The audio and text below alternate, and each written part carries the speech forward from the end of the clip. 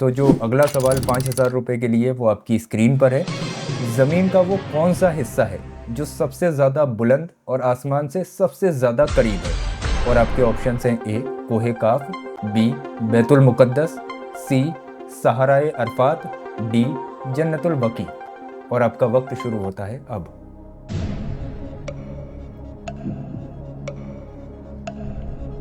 D जन्नतुल बकी। Confirm? जी। Lock कर दिया जाए? जी कर दीजिए। ठीक है, कंप्यूटर जी बताएं सही जवाब। यहाँ पर आपका जवाब गलत हो गया। इसका सही जवाब था बैतुल मुक़द्दस।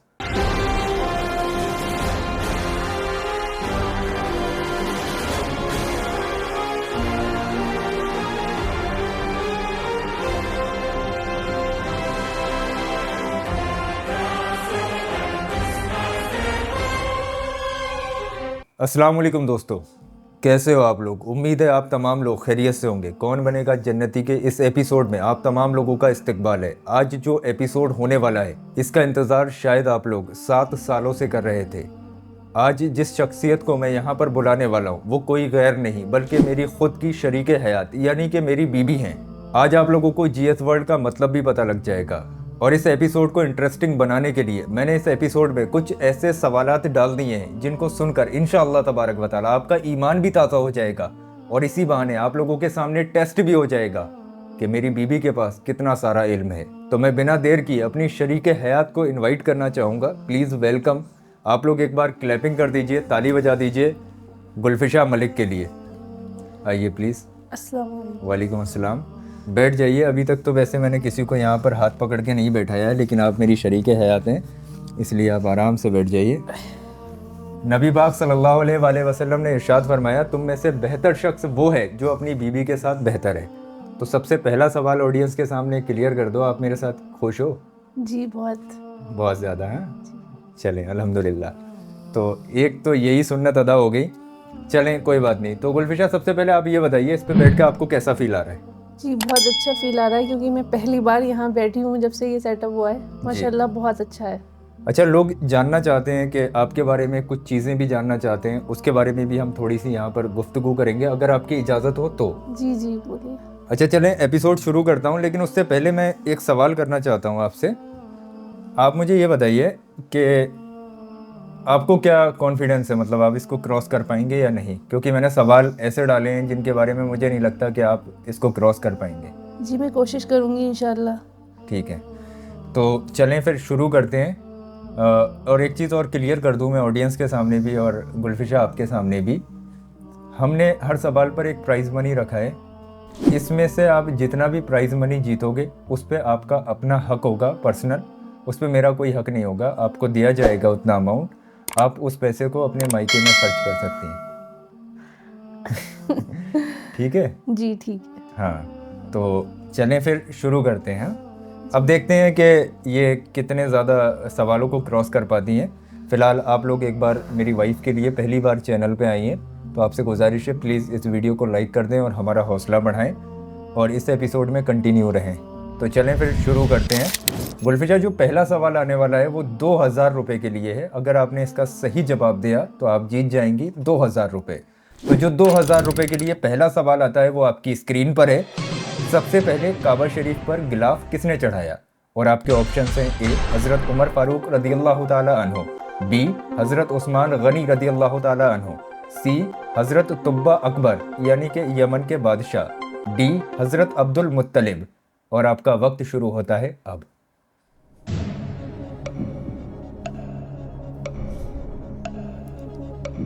सी हज़रत तुब्बा अकबर जो यमन के बादशाह थे। कंफर्म है आप? जी। लॉक कर दिया जाए? जी कर दीजिए। चले देखते हैं फिर। कंप्यूटर जी बताएं सही जवाब। माशाअल्लाह आपका ये जवाब दुरुस्त है। काबा शरीफ पर सबसे पहला गिलाफ हज़रत तुब्बा अकबर ने चढ़ाया था इस्लाम से पहले, मगर काबा की अज़मत के साथ। ये जो थे यमन के बादशाह थे। आपने अपना जवाब दुरुस्त दिया, यमन के बादशाह थे और इनका नाम हज़रत तुब्बा अकबर थे जिन्होंने काबा शरीफ पर पहला गिलाफ चढ़ाया। तो माशाअल्लाह आप जीत चुके हैं 2,000 रुपये। पहले सवाल का जवाब आपने बिल्कुल सही दिया, लेकिन अगर आपने एक भी सवाल का जवाब गलत दिया तो जो आपका अमाउंट है वो माइनस होना शुरू हो जाएगा। आपके पास 2 लाइफ लाइन है। अगर आपको किसी सवाल में ऐसा लगे कि आप उस सवाल को क्रॉस नहीं कर सकते तो आप लाइफ लाइन का यूज़ कर सकते हैं। जी ज़रूर। तो जो 2000 रुपये के लिए अगला सवाल आता है वो आपकी स्क्रीन पर है। दज्जाल जो दुनिया में फसाद करेगा वो कितने दिनों तक करेगा? और आपके ऑप्शन हैं ए 40 दिन, बी 1 साल, सी 1 महीना, डी 1 हफ्ता। और आपका वक्त शुरू होता है अब। जी इसका है 40 दिन, क्योंकि ये मैंने दज्जाल की वीडियो आपकी बहुत सारी देखी है, तो ये मुझे कंफर्म पता है 40 दिन। कंफर्म? जी हाँ, दज्जाल के ऊपर मैंने काफ़ी सारी बहुत सारी वीडियो बनाई है जी, तो ये मुझे पता है। लॉक कर दिया जाए? जी ठीक है। कंप्यूटर जी बताएं सही जवाब। जी माशाल्लाह, आपका इल्म काम आ गया। आपका जवाब दुरुस्त है।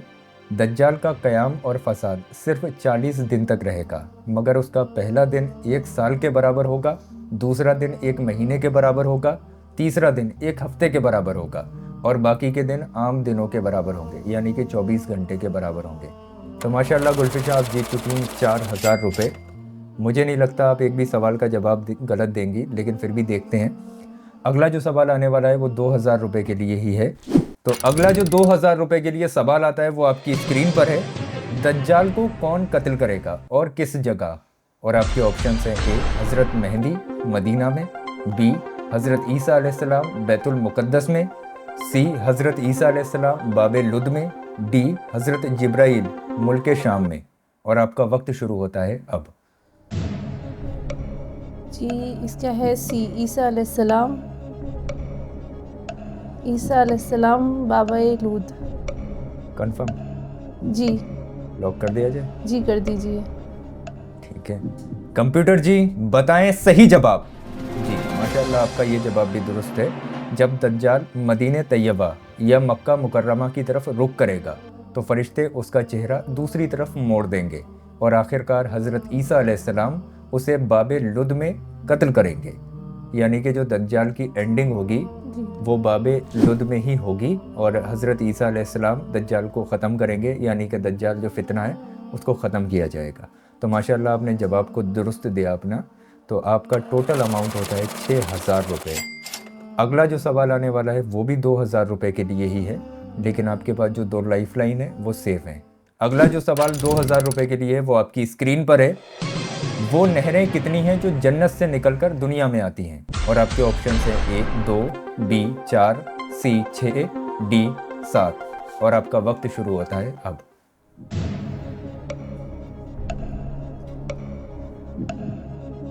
D 7। Confirm? Confirm. Lock B कर दिए? या डी? एक बताइए आप। डी। डी लॉक कर दिया जाए? जी ठीक है। कंप्यूटर जी बताएं सही जवाब। यहाँ पर आप थोड़ा सा चूक गई। इसका सही जवाब है 4 नहरें हैं।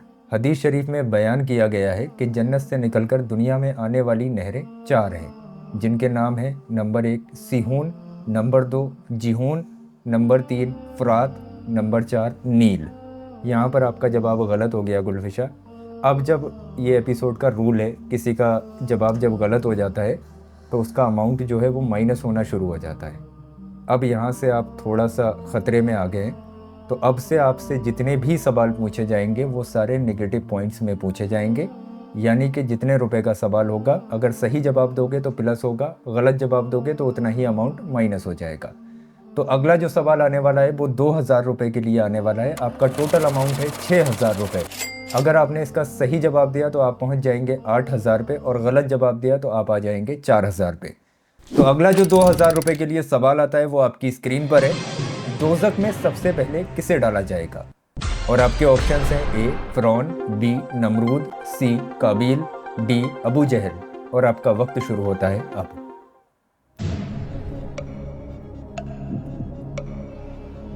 सी काबिल। कंफर्म? जी लॉक कर दिया जाए? जी कर दीजिए। ठीक है। कंप्यूटर जी बताएं सही जवाब। जी माशाल्लाह, आपका ये जवाब दुरुस्त है। लोगों के लिए मैं बता दूं थोड़ा सा। काबील हज़रत आदम अलैहिस्सलाम का बेटा था। 2 बेटे थे हज़रत आदम अलैहिस्सलाम के, एक का नाम हाबील था, एक का नाम काबील था। काबील जो था उसने दुनिया पर पहला कत्ल किया था हाबील अलैहिस्सलाम का, जिसकी वजह से यानी कि अपने सगे भाई का कत्ल करने की वजह से हदीस शरीफ में ये मफ़हूम आया है कि जो शख्स कत्ल की बुनियाद रखे और क़यामत तक होने वाले नाजायज़ कत्ल जितने भी मतलब उस टाइम से लेके जब से दुनिया शुरू हुई काबील के दौर से लेके और क़यामत तक जितने भी कत्ल होंगे उन कत्ल का गुनाह काबील के ऊपर रखा जाएगा, क्योंकि उसने दुनिया का पहला कत्ल किया था। इसी वजह से काबील को सबसे पहले दोज़ख में डाला जाएगा।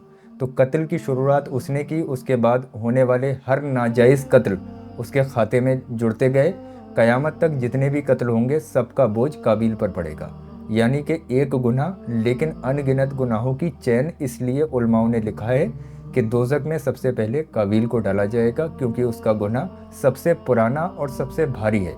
यानी कि जिसने गुनाह की शुरुआत करी हो, फिर आने वाले वक्त में जितने भी वो गुनाह होते रहते हैं, फिर वो सारा गुनाह उसके ऊपर भी पड़ता है जिसने किया है और जिसने उसकी शुरुआत की है, और फिर जो लोग करते हैं यानी कि जो कातिल हैं उनके ऊपर तो इसका अजाब पड़ेगा ही पड़ेगा।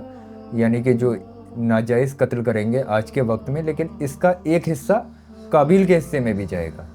तो यहाँ से लोगों को भी कुछ नया सीखने को मिला होगा, और आपको तो माशाल्लाह इसके बारे में इल्म था ही। तो माशाल्लाह आपका टोटल अमाउंट होता है 8,000 रुपये। हमारे टोटल 5 सवाल हो चुके हैं। अब इस गेम का सेकंड स्टेज शुरू होता है, यानी कि सवाल महंगे होंगे और थोड़े से ऐसा भी होगा कि टफ भी होने वाले हैं। तो आप थोड़ा सा आप सोच समझ के खेलिएगा। अगला जो सवाल आने वाला है वो 5,000 रुपये के लिए है। अगर आपने इसका सही जवाब दे दिया तो आप पहुंच जाएंगे 13,000 पे, और गलत जवाब दिया तो आप आ जाएंगे 3,000 पे। तो इस सवाल का सोच समझ के आप जवाब दीजिएगा। तो जो 5,000 रुपये के लिए सवाल है वो आपकी स्क्रीन पर है। 7वें आसमान का नाम क्या है और वो किस चीज़ का बना हुआ है, और वो कितने व किन किन हजरात की मौत पर रोया। और आपके ऑप्शन हैं नाम अजीब, बना हुआ नूर से, एक नबी पर। ऑप्शन बी नाम आरिस, बना सोने से, रोया 3 हजरात पर।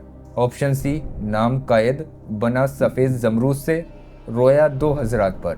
ऑप्शन डी नाम रफ़िया, बना चांदी से, रोया 4 हजरात पर। और आपका वक्त शुरू होता है अब। ये तो बहुत ज़्यादा टफ हो रहा है। लाइफ लाइन यूज़ कर सकते हैं आप इसमें। अगर जवाब मालूम है तो जवाब दे दीजिए, नहीं तो आप लाइफ लाइन से सवाल को क्रॉस कर सकते हैं। जी लाइफ लाइन यूज़ करना चाह रही हूँ मैं, इसमें थोड़ी कंफ्यूज हूँ इस सवाल में। तो आपके पास लाइफ लाइन में 2 ऑप्शंस हैं। या तो आप इस सवाल को स्किप कर सकते हैं, यानी कि इस सवाल की जगह दूसरा सवाल आ जाएगा, या फिर आप इस सवाल में से 2 गलत आंसर को मिटा सकते हैं। हाँ, मैं इसको स्किप करना चाहती हूँ। ठीक है, अगर आप इसको स्किप करना चाहते हैं तो ऑडियंस के लिए मैं इसका सही जवाब बताना चाहूँगा। इस सवाल का सही जवाब है सी, 7वें आसमान का नाम कायद है, जो कि सफ़ेद जमरूद से बना हुआ है, और ये 2 हजरात के इंतकाल पर रोया था। वो हजरात कौन कौन से थे मैं आपको बता दूं। हज़रत यहिया अलैहिस्सलाम और हज़रत इमाम हुसैन रदियल्लाहु ताला अन्हो, इनकी शहादत पर 7वां आसमान रोया था। आसमान वैसे रोता नहीं है, लेकिन इन हजरात की शहादत पर आसमान रोया था, हज़रत यहिया अलैहिस्सलाम और हज़रत इमाम हुसैन रदियल्लाहु ताला अन्हो। उम्मीद है ऑडियंस को भी इसका जवाब मिल गया होगा, और ये काफ़ी टफ सवाल था।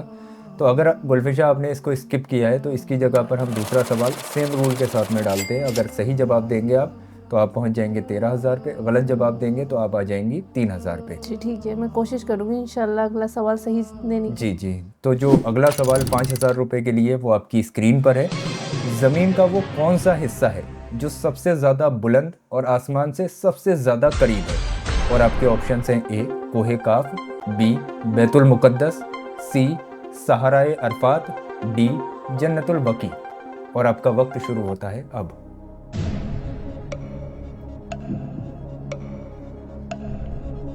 डी जन्नतुल बकी। कंफर्म? जी लॉक कर दिया जाए? जी कर दीजिए। ठीक है, कंप्यूटर जी बताएं सही जवाब। यहाँ पर आपका जवाब गलत हो गया। इसका सही जवाब था बैतुल मुक़द्दस। बैतुल मुक़द्दस ज़मीन का सबसे बुलंद हिस्सा है और आसमान के सबसे ज़्यादा करीब है। अगर आप थोड़ा सा सेंस लगाती तो आपको इस सवाल का सही जवाब मालूम हो जाता। बुलंद हिस्सा मतलब जो आसमान जिसकी हाइट ज़्यादा है, और इसकी ऊंचाई 18 मील बताई गई है।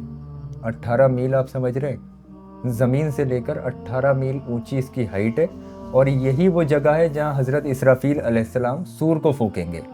यानी कि क़यामत जो है वो यहीं से शुरू होगी, बैतुल मुक़द्दस से, और यहीं से पूरी दुनिया का तख्ता पलट होने वाला है। इस सवाल के बारे में बहुत कम लोग जानते हैं। खैर, मैं हैरान नहीं हूँ आपने इसका जवाब गलत दिया। फ़िलहाल आपका टोटल अमाउंट 3000 रुपये है। तो थोड़ा सा आप इसको इंक्रीज़ कीजिए, इतने कम पे तो अभी तक कोई भी नहीं रहा, आप खाली मेरी बेइज्जती करा रही हैं। तो थोड़ा सा आप सोच समझ के खेलिए।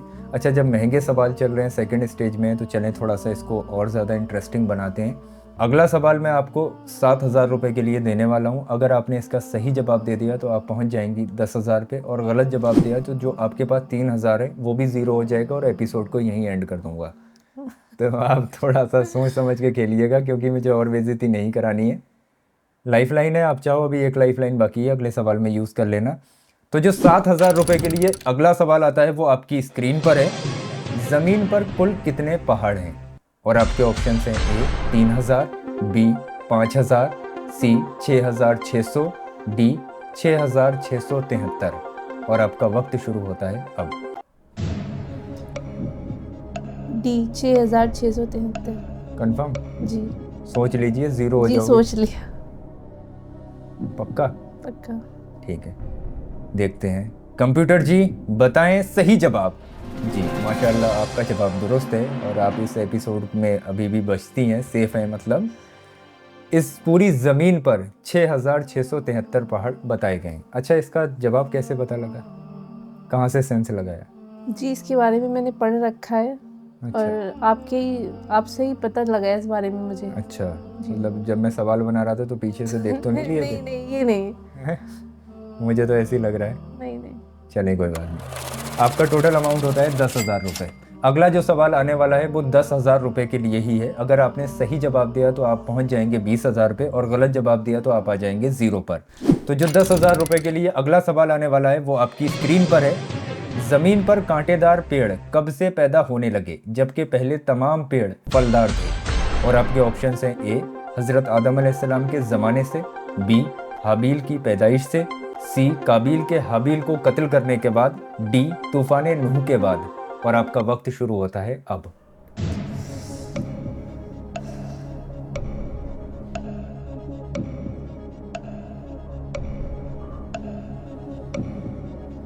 सी काबिल के हाबिल के कत्ल के बाद। काबील ने जब हाबील को कत्ल किया था उसके जी बाद? जी, उसके बाद। कंफर्म? जी कंफर्म। लॉक कर दिया जाए? जी कर दीजिए। ठीक है, कंप्यूटर जी बताएं सही जवाब। जी माशाल्लाह, आपका ये जवाब दुरुस्त है। हाबील के कत्ल से पहले सारे पेड़ फलदार थे। जब काबील ने हाबील को कत्ल किया तो उसी वक्त कांटेदार पेड़ पैदा हो गए। ये एक ऐसा वाक़या है, जब काबील ने हाबील को कत्ल किया था तो उस वक्त दुनिया का निज़ाम चेंज हुआ था। बहुत सारी चीज़ें गड़बड़ हो गई थी, बहुत सारी चीज़ें हमें नहीं पता लगी थी। जैसे कि हम लोग, एक और मैं बोनस पॉइंट में थोड़ा सा आपको बताना चाहता हूँ जनरल नॉलेज के लिए। अच्छा, जब हमारे यहाँ किसी का इंतकाल होता है तो हम मुर्दे को दफन करते हैं। जी। हमारे यहाँ ये बाप दादाओं के दौर से चला आ रहा है कि किसी का इंतकाल हुआ, कब्र खोदी, उसके अंदर मतलब मिट्टी को देते हैं हमने। ये भी हमें तभी से ही मालूम पड़ा था जब काबील ने हाबील को कत्ल किया था, और वो भी इस तरीके से। जब काबील ने हाबील को कत्ल किया, दुनिया का पहला कत्ल था वो, तो उस वक्त में उनको आइडिया नहीं था कि करना क्या है, मतलब किसी का इंतकाल हो गया अब क्या करना है। तो अल्लाह की तरफ से ऐसे इशारा मिला था कि एक कौवा उड़कर आया, उसने अपनी चोंच को ज़मीन खोदी चोंच के थ्रू, और उसने उसका कोई कौवा दूसरा ख़त्म हुआ होगा, उसने उस कौवे को गड्ढे के अंदर डाला और चोंच से मिट्टी डाल दी ऊपर से। तब ये पता चला कि इस तरीके से मुर्दे को दफन करना है, और वहीं से ये दफन का सिलसिला शुरू हुआ, क्योंकि उससे पहले हमें पता नहीं था कि करना क्या है।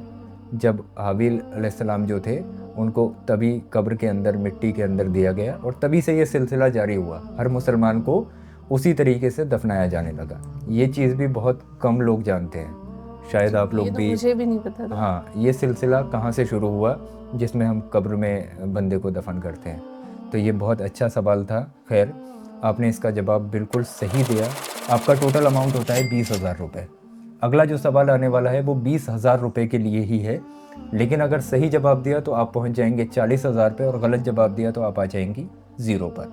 तो सोच समझ के खेलिएगा, क्योंकि आपका सारा अमाउंट जा सकता है एक ही बार में। जल्दबाजी में इसका जवाब मत देना, आपके पास एक लाइफलाइन भी है, उसका इस्तेमाल कर लेना अगर गड़बड़ लगे।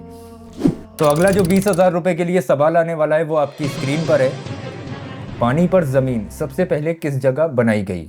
और आपके ऑप्शन है ए मदीना शरीफ, बी बैतुल मुकद्दस, सी जहां आज काबा है, डी कोहे काफ। और आपका वक्त शुरू होता है अब। सी जहाँ आज काबा है। कंफर्म? जी लॉक कर दिया जाए? जी कर दीजिए बिल्कुल। 0 पर आ सकती हैं आप। जी कर दीजिए। ठीक है ठीक है। कंप्यूटर जी बताएं सही जवाब। जी माशाल्लाह आपका जवाब दुरुस्त है। इस पूरी दुनिया में सबसे पहले ज़मीन का जो आगाज़ हुआ वो जहाँ पर आज काबा शरीफ मौजूद है वहाँ से शुरू हुआ था। सबसे पहली ज़मीन काबा शरीफ की जगह पर ही बनाई गई जी थी। बिल्कुल। हाँ, तो आपका ये जवाब दुरुस्त है माशाल्लाह। तो आपका टोटल अमाउंट होता है 40,000 रुपये। अगला जो सवाल आने वाला है वो 20,000 रुपये के लिए ही है। अगर आपने इसका सही जवाब दिया तो आप आ जाएंगी 60,000 पे, और गलत जवाब दिया तो आप आ जाएंगी 20,000 पे। तो अगला जो 20,000 रुपये के लिए सवाल आता है वो आपकी स्क्रीन पर है। याजूज व माजूज किसकी औलाद में से हैं? और आपके ऑप्शन हैं ए हज़रत नूह अलैहिस्सलाम, बी हज़रत इब्राहीम अलैहिस्सलाम, सी हज़रत याफत बिन नूह अलैहिस्सलाम, डी हज़रत आदम अलैहिस्सलाम। और आपका वक्त शुरू होता है अब।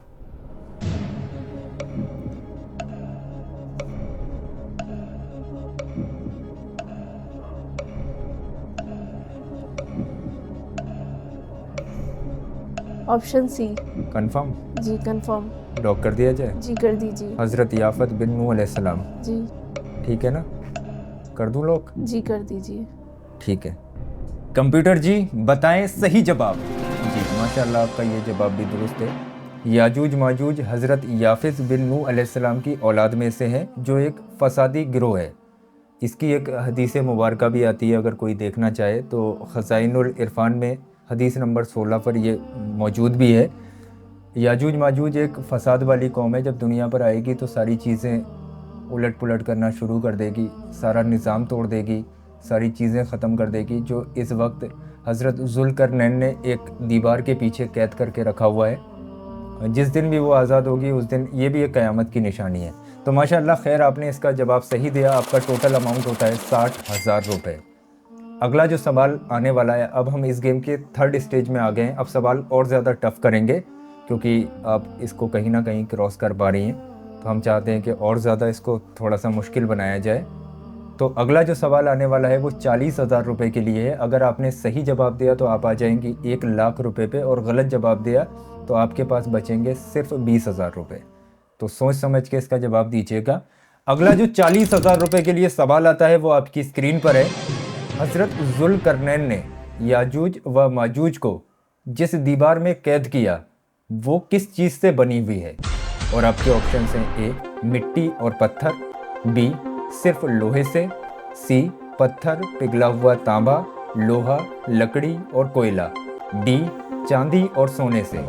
और आपका वक्त शुरू होता है अब। सी पत्थर पिघला हुआ तांबा लोहा लकड़ी और कोयला। कंफर्म? जी कंफर्म। लॉक कर दिया जाए? जी कर दीजिए। ठीक है। कंप्यूटर जी बताएं सही जवाब। जी माशाल्लाह आपका ये जवाब भी दुरुस्त है। किस तरीके से आपने आइडिया लगाया है इस सवाल का? जी मिट्टी और पत्थर की तो हो नहीं सकती, हाँ, चांदी और सोने की तो हो नहीं सकती, सी अच्छा यही है, लगा मुझे। मतलब दिमाग का इस्तेमाल किया। जी दिमाग से माशाल्लाह तेज़ हो। खैर कोई बात नहीं, ये मुझसे बेहतर कौन जानता होगा। अब मैं आपको बता दूं, हज़रत ज़ुल्करनैन ने याजूज माजूज को जिस दीवार के पीछे कैद किया हुआ है, उस दीवार की नींव की खुदाई पहले करवाई गई। उसके अंदर पहले पत्थरों को जमाया गया, पिघला हुआ तांबा डाला गया, उसके बाद फिर लोहे के तख्त ऊपर नीचे रखे हुए हैं, मतलब ऊपर नीचे रखे गए लोहे के तख्त बनाए गए। उन तख्तों के बीच में जो जगह बची उसके अंदर लकड़ी और कोयले को भर दिया गया। फिर ऊपर से पिघला हुआ तांबा डाला गया, पूरी तरीके से उसके ऊपर फैलाया गया, और दोनों पहाड़ों के बीच में ऐसी कोई जगह नहीं छोड़ी गई जहाँ पर थोड़ा सा भी सुराख मौजूद हो। एक पहाड़ बनाया गया इन दीवारों का। इस तरह से बेहद मजबूत एक दीवार तैयार की गई।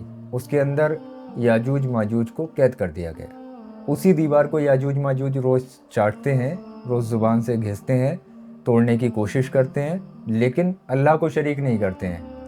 आलस में सो जाते याजूज माजूज क्या अब भी वहीं पर है? हैं। अभी भी कैद हैं, हजरत जुल्करनैन ने उसके अंदर कैद कर रखा है। ये एक फसादी गिरोह था, जी दुनिया पर फसाद मचाता था। किसी ने जाके हजरत जुल्करनैन से इनकी शिकायत करी, तो हजरत जुल्करनैन के पास में गैबी इल्म था। उन्होंने सारे लोगों को इकट्ठा किया, इकट्ठा करके जैसे भी मैंने बताया इस तरीके से उनके बीच में रखा और एक दीवार बनाई गई पहाड़ के बराबर और उसके अंदर कैद कर दिया गया। रोज़ दीवार को तोड़ने की कोशिश करते हैं, लेकिन आलस की वजह से फिर सो जाते हैं, बस ये कह के कि इसको सुबह तोड़ेंगे। अल्लाह का हुक्म भी नहीं है। और दूसरी चीज़ ये है कि जिस दिन वो ये बात बोल देंगे कि इंशाअल्लाह इस दीवार को सुबह फिर से तोड़ेंगे, उसी दिन वो दीवार टूट जाएगी। अल्लाह को शरीक नहीं कर रहे हैं, फसादी लोग हैं। और जब वो दुनिया पे आएंगे तो बहुत बुरी तबाही मचाएंगे और ये क़यामत के नज़दीक की एक निशानी है। याजूज माजूज बहुत गंदी कौम है। खैर, अल्लाह महफूज रखे हमें ऐसे फितनों से। तो फाइनली आपका टोटल अमाउंट मेरे हिसाब से, मैं राउंड फिगर में कर दे रहा हूँ, 1,50,000 रुपये आपका टोटल अमाउंट हो गया।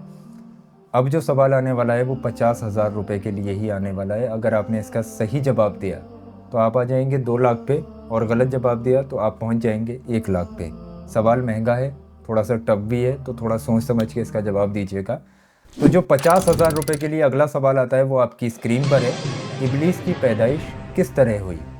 और आपके ऑप्शन हैं: ए आग से सीधे, बी सांप से, सी भेड़िया और सांप की सूरत में, डी फरिश्तों से। और आपका वक्त शुरू होता है अब।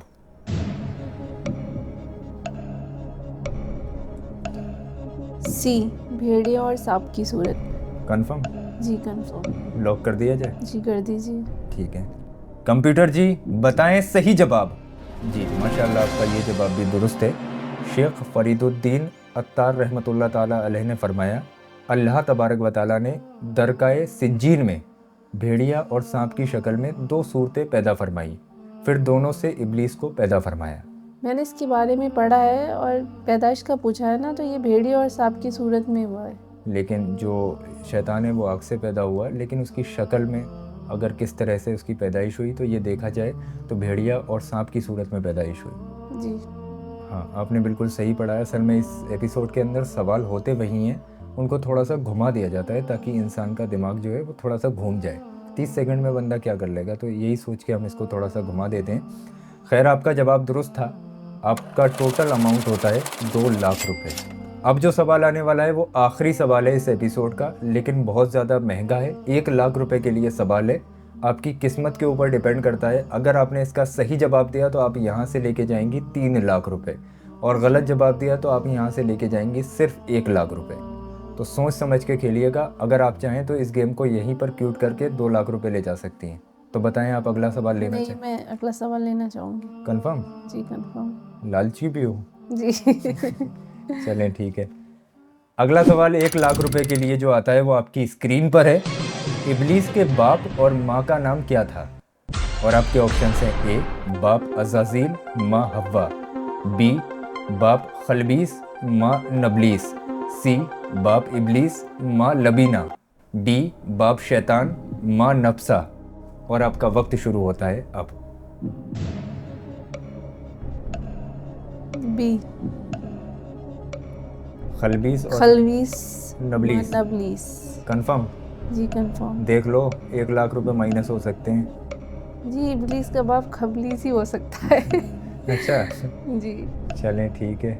आप अगर इतना श्योर हैं तो देखते हैं। लॉक कर दूं? जी कर दीजिए, लेकिन मैंने पहली बार सुना है ये। अच्छा, ये तुक्का मारा है? जी अच्छा, सच्चाई भी है भाई आपके पास में। तुक्का मारा है तो बोल दिया, हाँ तुक्का मारा है। चलें ठीक है, देखते हैं। कंप्यूटर जी बताएं सही जवाब। जी माशाल्लाह, आपका तुक्का फिट हो गया। आपका जवाब दुरुस्त है। इब्लीस के बाप का नाम खलबीस था, जिसकी शक्ल शेर या सांप की मानिंद थी, यानी कि शेर या सांप की तरह थी जो बाप था। और माँ का नाम नबलीस था, जिसकी शक्ल भेड़िए की मानिंद थी, यानी कि भेड़िए की तरह थी। अभी जो हमने पिछला सवाल लिया था कि इब्लीस की पैदाइश किस तरीके से हुई, तो वो इसी तरीके से हुई। उसके बाप का नाम खलबीस था, माँ का नाम नबलीस था। ये दोनों सवाल मैंने एक ही पेज से निकाले हैं, लेकिन इनको अलग अलग तरीके से मैंने घुमा दिया था। अगर मैं चाहता तो एक ही सवाल में इसको एक्सप्लेन कर सकता था, लेकिन मैंने देखता हूँ लोगों के दिमाग में फ़िट करने के लिए ये चीज़ सबको पता होना चाहिए कि जिस तरीके से पिछला सवाल था कि इब्लीस की पैदाइश कैसे हुई, तो वो इसी तरीके से हुई। उसका बाप जो था वो शेर या सांप की शक्ल में था और माँ जो थी वो भेड़िए की शक्ल में थी। खैर माशाल्लाह आप जीत चुकी हैं पूरे 3 लाख रुपए। कैसा लग रहा है 3 लाख रुपए जीत के? जी बहुत अच्छा लग रहा है। अपने क्या घर लेंगे आप इन 3 लाख रुपए का? घर का पैसा घर में ही आ जाएगा। मैंने तो नहीं कहा कि मेरा हक नहीं है भैया उन पैसों पे, मैं तो आपको वो पैसा अदा करूंगा। आप बताएं उन 3 लाख रुपए का आप क्या करेंगे? मैं जानना चाहता हूँ आपके पास 3 लाख रुपए। वैसे तो अल्लाह का शुक्र है आपके पास बहुत सारा। मैं आपको दे दूंगी। मुझे ही दे दोगे? जी भाई साहब अल्लाह ऐसी नेक औरत सभी को दे। तो गुलफिशा ये रहा आपका 3 लाख रुपए का चेक। इसको जीत के आपको कैसा लगा? जी बहुत अच्छा लग रहा है। अच्छा लग रहा है? जी बहुत ज़्यादा। 3 लाख रुपए की आप मालकिन बन गई। जी जी। लेकिन हमारे इस एपिसोड का एक रूल भी है। लास्ट में हम ऑडियंस से एक सवाल पूछते हैं, उसके बाद में रूहानी तलबीना मुजफ्फर भाई की तरफ से उसमें हमारे 10 जो विनर्स होते हैं उनको दिया जाता है। तो मैं कहना चाहूँगा कि हर जो भी मेहमान आता है हमारे उसमें, आज तो हमारी मेहमान आप ही हो, तो जो भी मेहमान आता है हम उससे कहते हैं कि ऑडियंस के लिए आप सवाल बोल दीजिए। तो आप कोई ऐसा सवाल बोलिए जो आपके जहन में आता हो और आप लोग तैयार हो जाइए। जो लोग भी 10 लोग इस सवाल का सबसे पहले जवाब देंगे इंशाअल्लाह उनको मिलेगा रूहानी तलबीना, उनके घर पहुंच जाएगा। तो आप प्लीज़ कोई अपना सवाल बताइए। दिन में सबसे आखिरी नमाज कौन सी होती है? और इसके ऑप्शंस हैं, option A Johar, option B असर, ऑप्शन सी मगरिब, ऑप्शन डी इशा। जो लोग भी सबसे पहले इस सवाल का सही जवाब देंगे उनको मिलेगा रूहानी तलबीना। फ़िलहाल आप लोग कमेंट करते रहिए। कल शाम 8 बजे फिर से आ जाइए। कैसा लगा आप लोगों को ये एपिसोड ज़रूर बताइए। गुलफिशा के बारे में आप कुछ भी कहना चाहते हो तो कमेंट में ज़रूर लिखिए। इंशाल्लाह हम आपकी कमेंट्स को पढ़ेंगे। और GS वर्ल्ड का मतलब आप लोग हमेशा से पूछते हैं। जी से गुलफिशा, S से सलमान, GS वर्ल्ड यानी कि हम दोनों की दुनिया, GS वर्ल्ड। इसका मतलब आपको पता चल गया होगा, आज मैंने रिवील कर दिया। उम्मीद है आप लोग इस एपिसोड पर अपना बहुत ज़्यादा प्यार दिखाएंगे। लाइक शेयर कमेंट कीजिए। कल शाम 8 बजे फिर से आइए एक नए क्रिएटर्स के साथ में, एक नए सवालों के साथ में आपको एपिसोड मिलेगा 8 बजे। आना मत भूलिए। अपने बच्चों को दिखाइए, अपने घर वालों को एपिसोड दिखाइए। इंशाल्लाह आपके इल्म में बहुत ज़्यादा इजाफा होगा। बाकी हम लोग दुआ करते हैं अल्लाह पाक आप तमाम लोगों को सलामत रखे, आप तमाम लोगों को खुश रखे। चले मिलते हैं इंशाल्लाह कल शाम 8 बजे। दुआओं में याद रखना। अस्सलाम वालेकुम व रहमतुल्लाहि व बरकातुहू। अल्लाह हाफ़िज़।